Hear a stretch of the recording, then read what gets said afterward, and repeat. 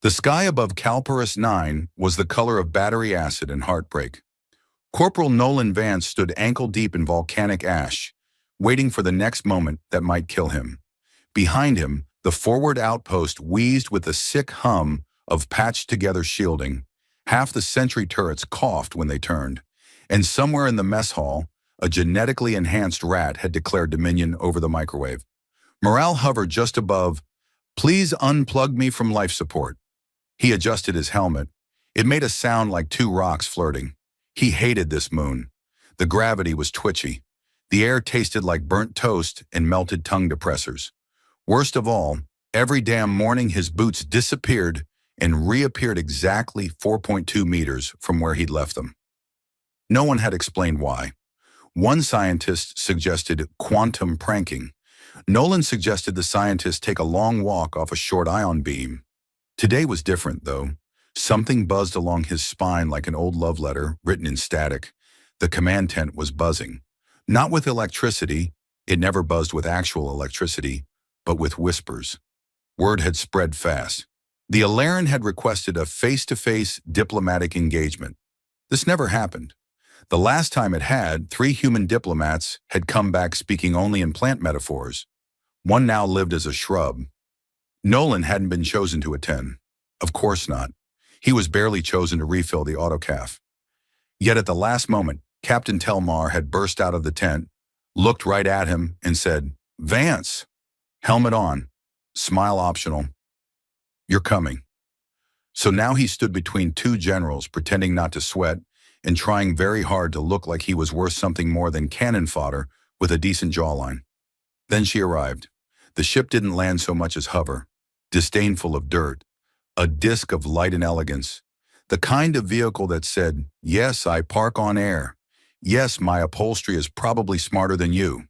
It opened with a slow hiss, and out stepped Commander Thera of the Alaran. She was tall, not impossibly so, but enough that Nolan felt like a badly constructed action figure. Her skin shimmered like polished ivory. Her armor fit like the universe had designed it for maximum intimidation and aesthetic appeal, and her hair, black, straight, gleaming, fell over long, sharply curved ears that flicked ever so slightly when her eyes met his. She wasn't looking at the generals. She was looking at him. Nolan blinked. She kept walking.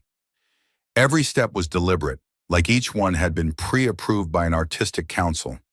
She stopped in front of the gathered humans. Her eyes were violet, not metaphorically, actually violet, and probably able to see through walls, thoughts, and possibly time itself. "My name," she said, her voice like warm metal, "is Commander Thera.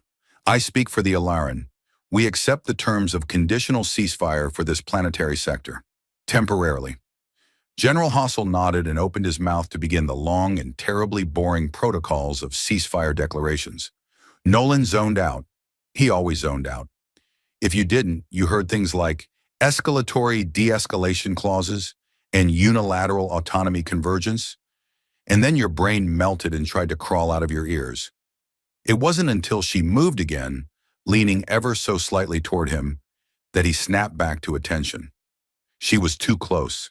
In a world of plasma cannons and orbital strikes, this was something else entirely. Intimate, dangerous, magnetic. She said very quietly, "Win this war, and you'll have me." Nolan froze. It wasn't the words, it was how she said them, like she was stating a weather forecast, like it was a perfectly normal thing to say to a corporal with lint on his collar. He didn't even process the meaning at first. His brain went, "Have you? What does that mean? As in tea and conversation? Or—" He made a sound. It was somewhere between a gasp and a squeak. One of the junior officers turned to look. Nolan coughed violently to cover it. "Allergies," he said. "Dust, you know." Thyra's lips curved into something not quite a smile, but not a smile either. The diplomatic meeting ended, as these things often did, with no explosions and far too many handshakes. Thyra returned to her ship without another word. Nolan watched her go, feeling like someone had kicked open the door of his life and dropped a grenade made of mystery and extremely good posture. Back at the outpost, he barely had time to process it before Ryan pounced. "You froze," said Private Rin, his bunkmate and designated Chaos Gremlin. "Tell me I'm wrong. She leaned in, said something, and you did that deer in headlights thing. You totally froze." "I didn't freeze. You looked like someone poured ice water down your soul." "Whoa, wait. Did she proposition you? Did the alien queen just hit on you? That's amazing." "She's not a queen. She had queen energy. Like a commanding gaze, perfect hair, mysterious backstory. Bet her tears cure space cancer." Nolan groaned and collapsed onto his bunk. "She said something weird, okay? Probably some kind of alien idiom. Maybe it means, may your crops grow. She told you to win the war and you'd have her crops?" Rinna was already grinning. "That's poetry. Galactic level flirting. You're doomed. I am not going to fall in love with a war criminal just because she has cheekbones sharp enough to slice time." "Cheekbones and ears," Rinna added. "Don't forget those ears. I saw them twitch. That was a flirt twitch. Go eat a gravity malfunction." Too late. Rinna was already composing a ballad on his datapad. He began humming a tune that suspiciously resembled the old Federation anthem, but with lyrics like, "He fought for the stars and won her heart, though interspecies love was not smart." Nolan sighed and pulled a blanket over his head. Somewhere, a storm began to build in the upper atmosphere. Somewhere else, an alien commander stared out at a broken sky, wondering if she'd just done something very foolish. Back in the barracks, Rinna's new chorus was picking up momentum. "His heart went boom, his pants went tight," she whispered to him in the moonlight. Nolan considered desertion. Or maybe just strangling Rinna with a synth sock. The war wasn't over, but something else had begun. Nolan's name had never been used so many times in one day by people who weren't his commanding officer or his mother. He couldn't take 3 steps across the outpost without someone winking, elbowing, or whispering like he was a walking tabloid scandal. Someone left a bouquet of synth roses in his locker. Someone else drew a very flattering mural of him, and Commander Thyra locked in a romantic embrace atop a flaming space whale.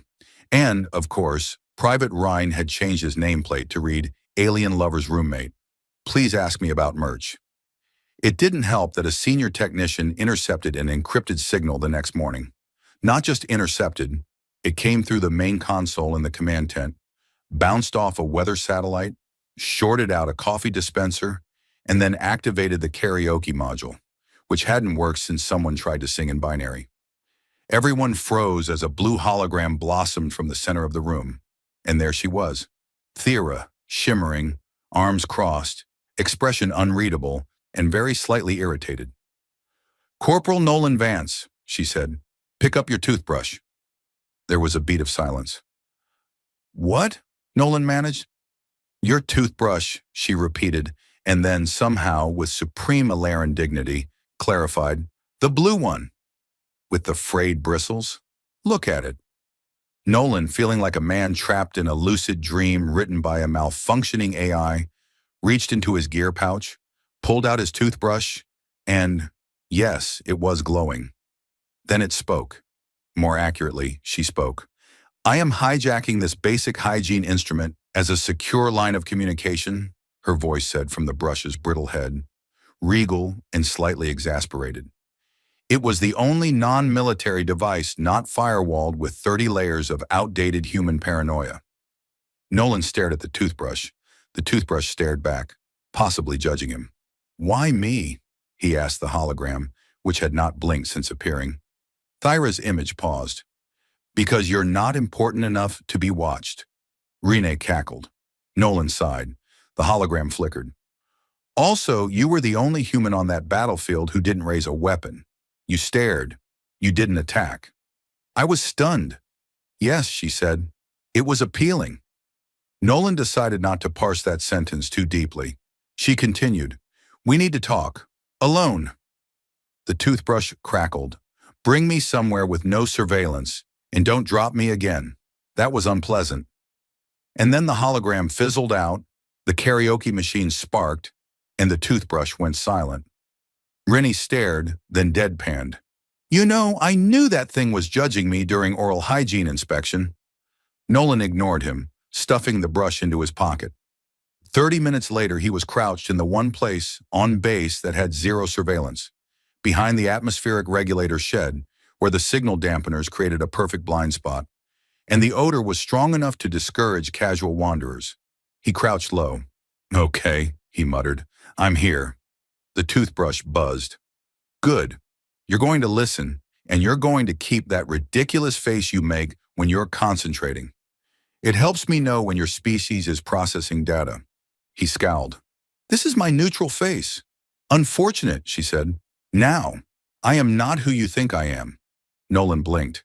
"You're not the terrifyingly poised alien commander with the cheekbones of doom?" "Number I am that. But I am not a loyal enforcer of the Alaran High Command. I am, let's call it a free agent. My position is precarious. And what I told you wasn't a line, it was a proposition. I'm really hoping you mean the political kind." "Both." He coughed and stared into the middle distance. Thera continued. "There are factions within my people. Some want peace, others want annihilation. The warlords grow more powerful by the day. But if this sector falls under human control, they will be forced to retreat and consolidate. It gives us time, options, and leverage." "So," he said slowly, "you want me to help win this war so you can lose it?" "I want you to help win this battle," she corrected. "The war is more complicated. We both know your side's leadership wouldn't recognize a real victory unless it came with fireworks and a press release. But this, Calparis 9, this is different. Symbolic. A shift in momentum." He rubbed his face. "Why me?" "Because I can't approach your superiors. They'd arrest me or shoot me or ask me to fill out forms, which frankly is worse. But you," her voice softened, "you're unpredictable, and you're human in the most baffling way. You look at me like I'm a problem you might want to solve with kindness." "That's just my confused expression," he said. "Still, it's rare." He let that sit. Then, because the air behind the shed smelled like burnt algae, he muttered, "Fine, I'll try. But if this gets me demoted to latrine duty, I'm mailing you a bottle of cleaning fluid." The brush vibrated approvingly. "Agreed." Back at the barracks, Rennie had rebranded his side of the room with a new poster. Nolan, drawn with heroic muscles, clutching Thyra in one arm and a toothbrush in the other, mid-battle. "You have no chill," Nolan groaned. "I have marketing instincts," Ryan replied. "You're a phenomenon, man. People love forbidden romance. The alien thing's hot right now. This is good for morale." "I'm not dating her." "Yet." Nolan retreated into his bunk, pulled the blanket over his head, and muttered to the toothbrush, "We're all gonna die, aren't we?" It buzzed once. Comforting somehow. Outside, the sky rumbled. Inside, somewhere deep in the Alaran fleet, a command warship shifted its heading. Something was coming, and Nolan wasn't sure if he was the lucky one or the bait.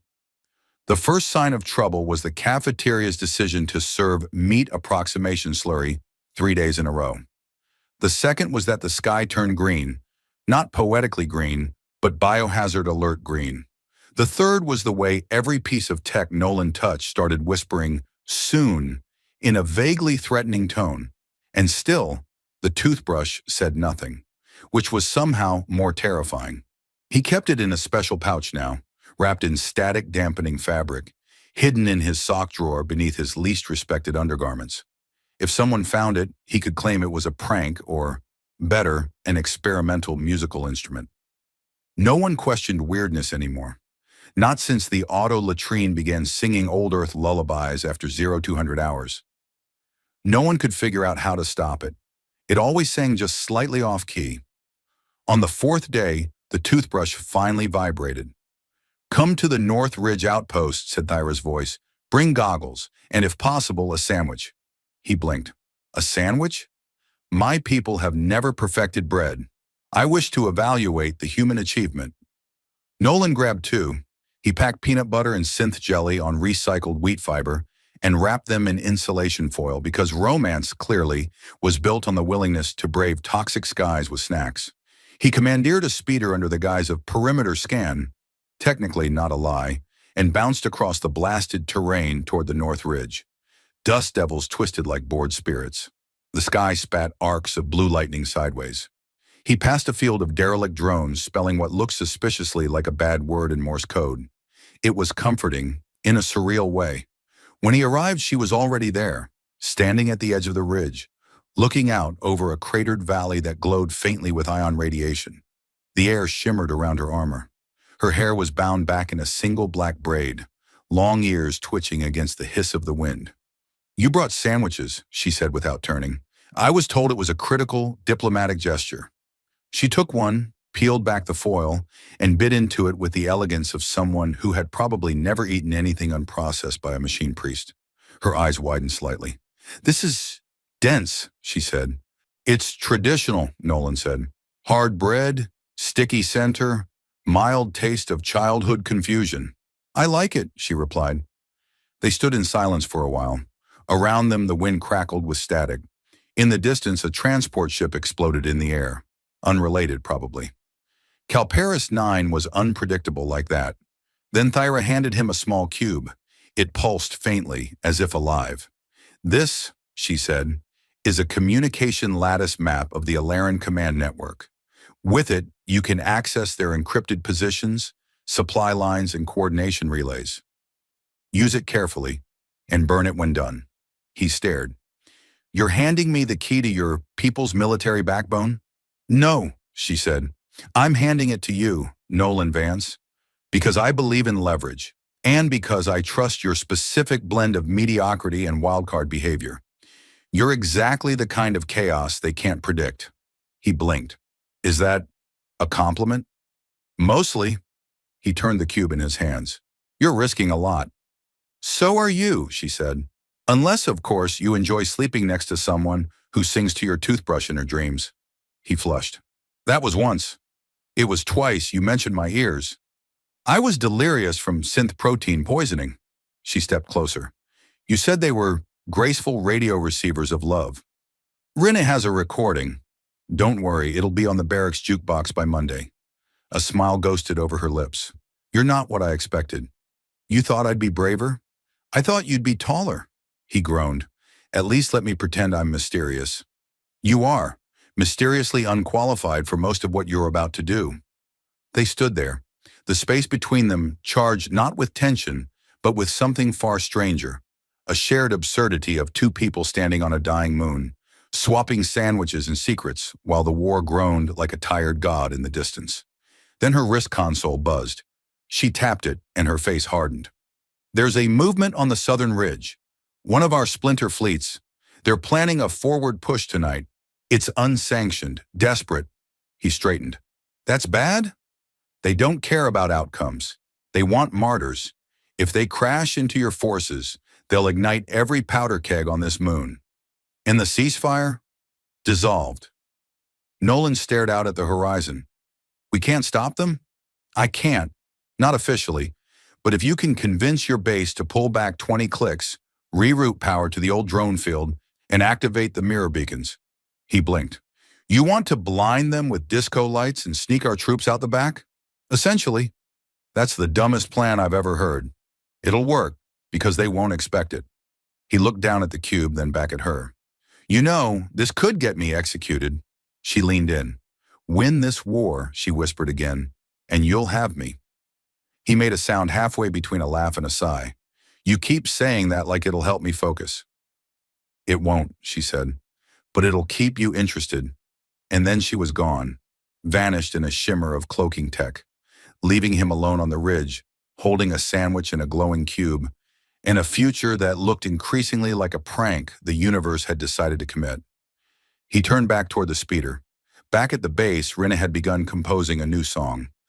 The Commander's Kiss and the Sandwich of Fate. He already had chords. Nolan didn't know what was coming next, but for the first time since arriving on Calparis 9, he had something better than orders or plans or promotions. He had momentum, and possibly a date, assuming they survived. The first thing Nolan did after returning to base was trip over a cleaning drone. The drone beeped once in what sounded like pure contempt, labeled him organic obstruction, and filed a complaint with the janitorial AI, which now refused to clean his side of the barracks. He was on a roll. Still, nothing could quite dull the electric current that ran through him. Not the ominous silence from the command tent, not the way his toothbrush occasionally pulsed in his sock drawer like it was dreaming. Not even Ryan's new attempt at merchandise, commemorative mugs that read, "He fought for peace and also maybe a date." Nolan didn't sleep. He ran calculations instead, bad ones in his head involving unit positions, terrain advantages, light refraction patterns, and the range of the ancient mirror beacons buried in the southern drone field. He kept forgetting numbers and replacing them with sandwich ingredients. At one point, he accidentally calculated the tactical efficacy of peanut butter at high velocity. The answer? Very low but extremely sticky. By 0400, he was standing in front of Lieutenant Colonel Harrow with the enthusiasm of a caffeine-deprived man, armed with desperation and exactly one glowing cube. "You want us to pull back our entire front line," Harrow said flatly, "so you can reroute power to an abandoned field full of rusted robot bones and activate light fixtures last tested during the Great Interstellar Prom of 2291. "Yes, sir. And you're basing this on a tip from an alien enemy commander who spoke to you through a toothbrush." Yes, sir." There was a long pause, the kind of pause that suggested Harrow was weighing the tactical pros and cons of throwing Nolan directly into a sun. Then the colonel leaned back, laced her fingers, and said, "It's the dumbest thing I've heard all week." Nolan opened his mouth. "We're doing it," she continued, already punching commands into her tablet, "because unfortunately, it's also the most coherent plan I've gotten since the diplomatic corps started sending us strategy updates via interpretive dance." 10 hours later, the base looked like someone had kicked over a colony of very focused ants. Units were repositioned, power was rerouted, and engineers were elbow-deep in wiring that hadn't been touched since humanity thought moon boots were fashionable. The mirror beacons were another matter. "They're solar-powered," Rina said, squinting at a power coupling that looked like it had been chewed by an ambitious rodent. "Problem is, this moon hasn't seen real sun since the Alaran atmospheric bloom. Can we charge them manually?"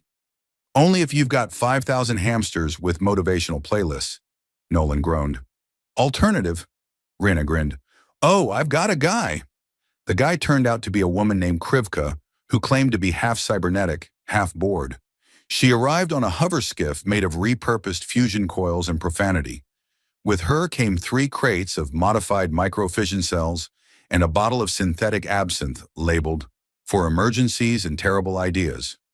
"I've been waiting to power up something that explodes in the visible spectrum," she said cheerfully, setting to work. By sundown, the mirror beacons hummed with unstable light. From above, they looked like a child had drawn constellations in neon. From ground level, they looked like a very effective distraction, assuming the approaching splinter fleet could be distracted by blinking colors and technical absurdity. The cube in Nolan's pocket pulsed twice. Incoming transmission. He slipped into the shadow of an abandoned turret and pulled it free. Thyra's voice greeted him, low and calm. "They took the bait. They're redirecting toward the light field." "Are you sure they're not into rave culture?" "Only incidentally. One of them once tried to weaponize dubstep. We do not speak of it." Nolan exhaled. "What's your position?" "Cloaked, 50 kilometers north. I can intercept their command relay and feed them false coordinates if you can keep the lights active for 10 more minutes." "Working on it," he said, then paused. "You okay?" "A beat. I've betrayed half my command structure and uploaded a forged personality matrix to delay my own recall. I'm wearing civilian boots. They squeak." "So, you're fine?" "I'm improvising, like a human." "Terrifying," he said, and hung up. Then the lights began to fail. One after another, the mirror beacons sparked, flickered, and dimmed. A power surge from the backup line overloaded the converters, which in turn triggered the fail-safe protocol that, of course, initiated a 3-minute performance of Ode to Joy in beeping tones. Loudly.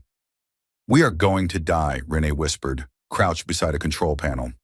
"Not if we can manually reroute power through the drone field," Nolan said, pointing.